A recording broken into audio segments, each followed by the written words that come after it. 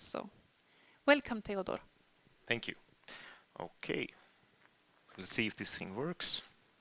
Seem to work. Nice. Okay, so hello everyone. This feels a bit strange to do this live for the first time in 3 years, I think. Pretty cool. So yes, I'm Teodor. You might have heard about me before. I do research on semi-supervised learning and data labeling to reduce the cost of how to reduce the cost of manual labeling uh, using machine learning and in particular deep learning.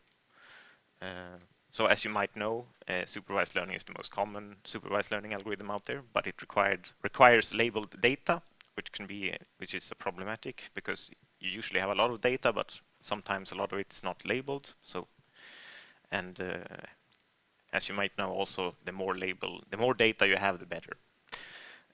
So of course, data labeling is an important part of your data preparation process, and but it's of course an very expensive task, both in cost in financially and in time, of course, for data scientists to produce such tasks. While they should do more specialized things than just labeling data. So therefore, it's very relevant for you, of course, to explore cheaper and more automated approaches to labeling.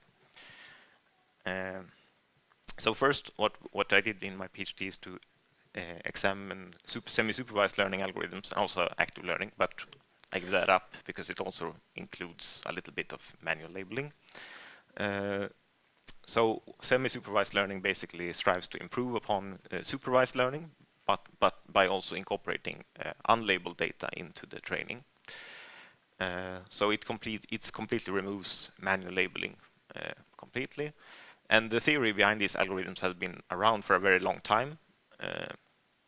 So basically, there are two different types of algorithms. So there's inductive methods that has the same objective as supervised learning.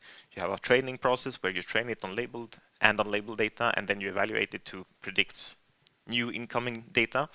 And then you have transductive methods, which only labels the unlabeled data that you provide in the input.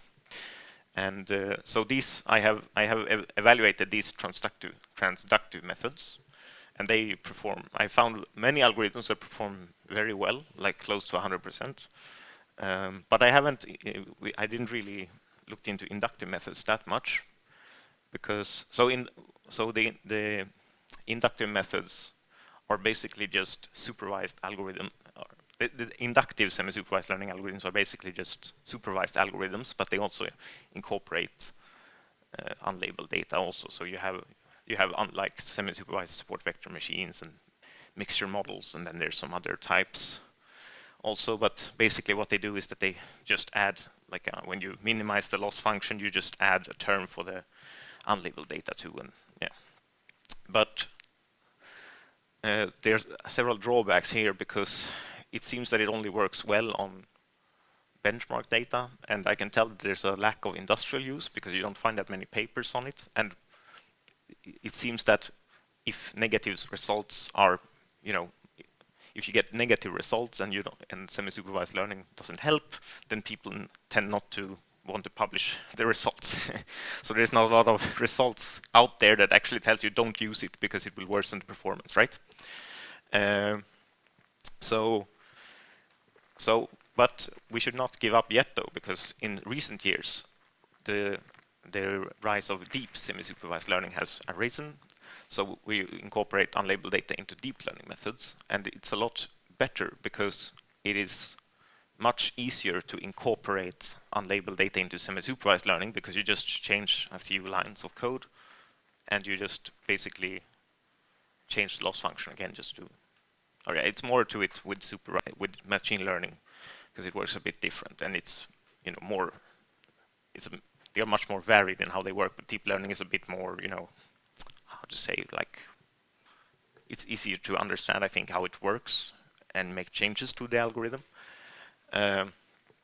So it's a lot easier to change them and apply in general.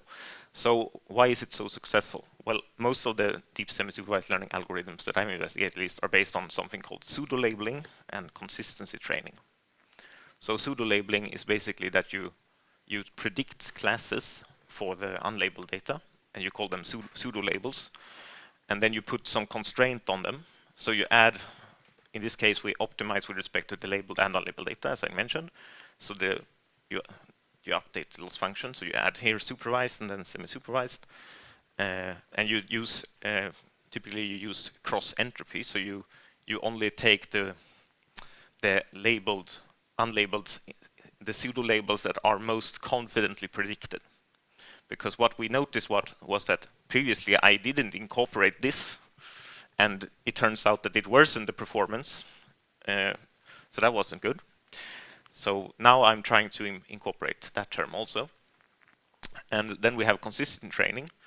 So it's a common way to constrain model predictions invariant to input noise. And so you basically use data augmentation to generate more samples.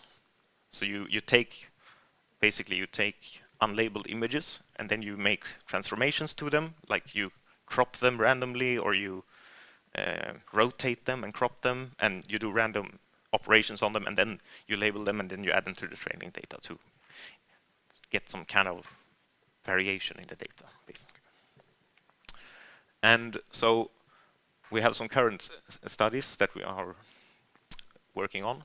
So we have implemented. We're trying at the moment to implement the fixed match algorithm on some Saab data. So it's data from Saab. So the fixed match algorithm is a semi-supervised algorithm that was developed by Google, I think. Yeah, Google. So it's been evaluated on CIFAR 10, CIFAR 100, and SVN datasets, and they get like an extremely high accuracy by just training it on 40 labels and 250 labels respectively. So 40 labels out of, I don't know how big it is, 50,000 instances, and you get like an accuracy of 86% or something. So it's pretty high. And for 250, it's well above 90% accuracy. So that's pretty good. So before that, I used some just neural network on the Saab data, and I managed to get really, really high accuracy. But sadly, semi-supervised learning didn't outperform it, and so no one wanted to. It was difficult to publish, so I had to. We're trying now with fixed match to see if it improves, and so far it seems to be more even, at least, because before it was always like 5% better semi-supervised learning, but now it seems that it's more even in some when I pick some instances randomly, then it actually outperforms by quite a lot. So we're trying to add more. I think my data set is a bit too small, so I'm trying to increase the size and see if it improves. So it looks very much better than before.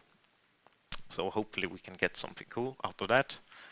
And then we're also working on another algorithm called PSECO, which is short for pseudo and consistency training. So we're used to pseudo labeling and consistency training. And this is actually a very new algorithm. I think it's from this year. So it was just published basically. So I think the paper has like one citation or something. So that's pretty exciting. And that one has only been so far been evaluated on the MS COCO dataset. And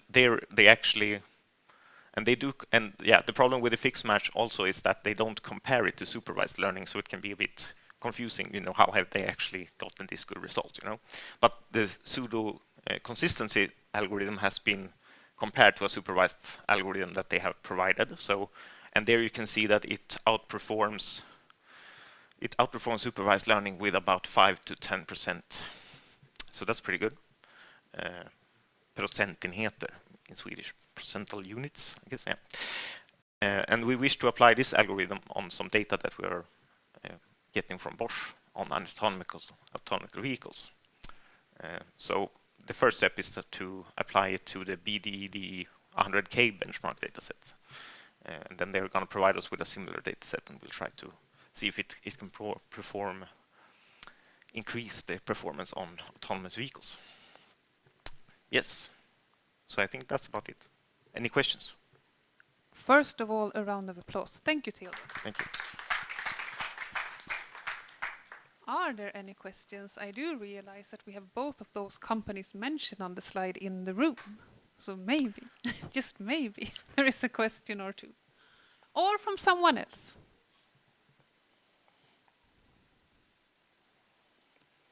Do we have anyone online with a question? No.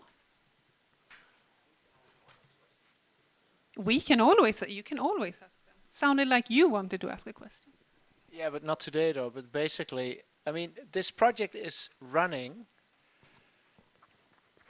based on the premise that all of you have tons of data.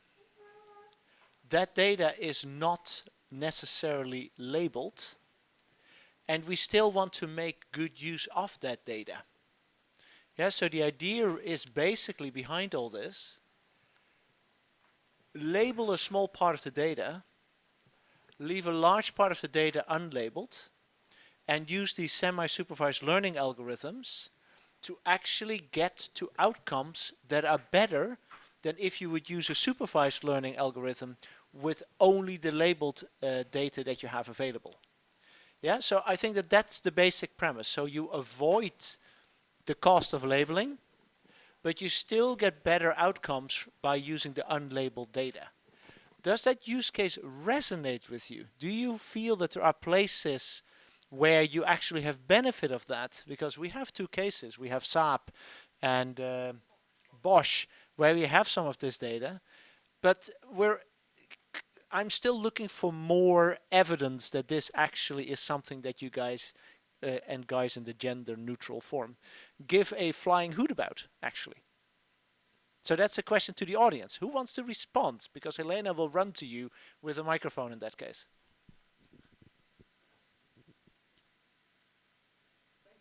She might even make one of you volunteer.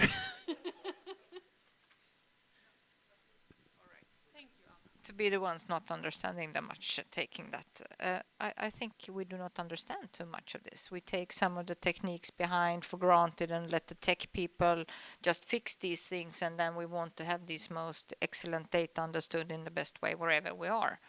So, and I think I'm one of them, and that's of course horrible. But I appreciate that we do this kind of base understanding of delicate issues so that we can be better and become better. But you said something that I was a little struck on. You said it was difficult to publicate. Yes, negative results are hard to get out because in some, as I said, like it's not always that semi-supervised learning does outperform supervised. But I mean, with the whole trend is to say that we need to do negative, it's okay to fail, we need to find the negative results and dare to this and dare to that, but we can't publish it. That was just interesting in the reflection. Yes. But a lot, when I submitted to software engineering conferences, also we noticed that they don't understand what I'm talking about either. They have also a different hard time understanding. So hopefully you have some patience with us here then in the audience too. Of course, okay, of course. I think thank you. It's never easy the first time.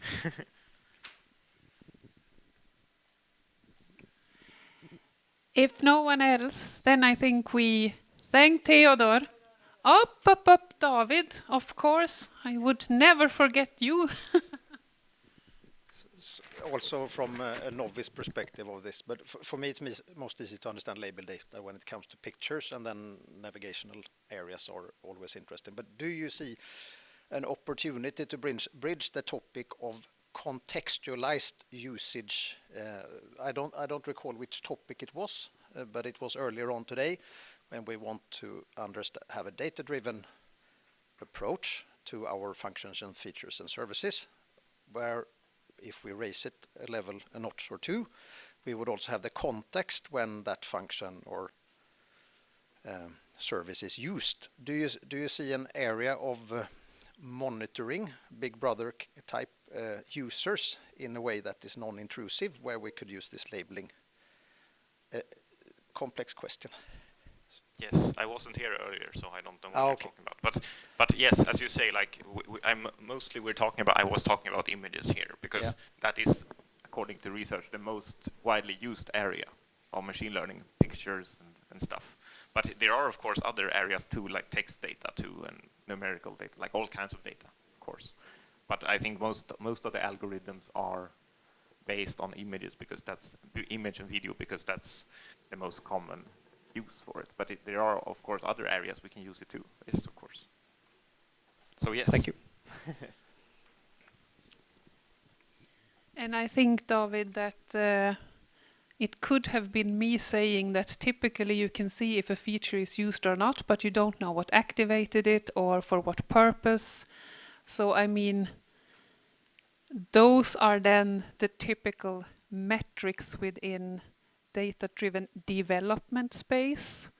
And I think then your question to me sounds really interesting in how we could merge learnings from, well, using techniques that would learn as other things on the context, for example, and if those could be generated with models using data of other types, even more interesting. So yes, thanks.